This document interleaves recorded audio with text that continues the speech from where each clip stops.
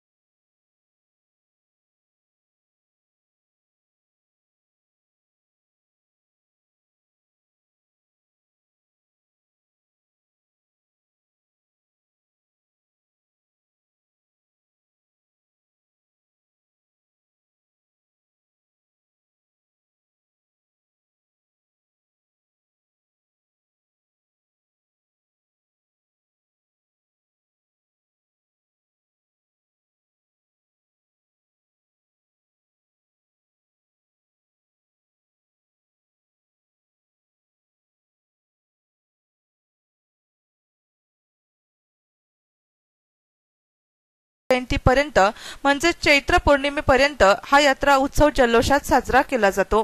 सप्तशृंगीचे माहेर खानदेश असल्याने या यात्रेला खानदेशातून लाखो भाविक उपस्थित राहतात आणि देवीच्या चरणी नतमस्तक होतात आणि सप्तशृंगी मातेचा जयघोष करतात। धुळे, जळगाव, नंदुरबार, चाळीसगावचे काही भाविक पायी चालत गडावर येतात आणि देवीचे दर्शन घेतात। यात्रेला येणाऱ्या भाविकांसाठी पोलीस यंत्रणा, वैद्यकीय सेवा पथक, सप्तशृंगी ग्रामपंचायत आणि सप्तशृंगी निवासिनी ट्रस्ट सज्ज झाले। रामनवमीच्या मुहूर्तावर वरुण राजाने सलामी दिल्यामुळे वातावरणात गारवा निर्माण झालाय।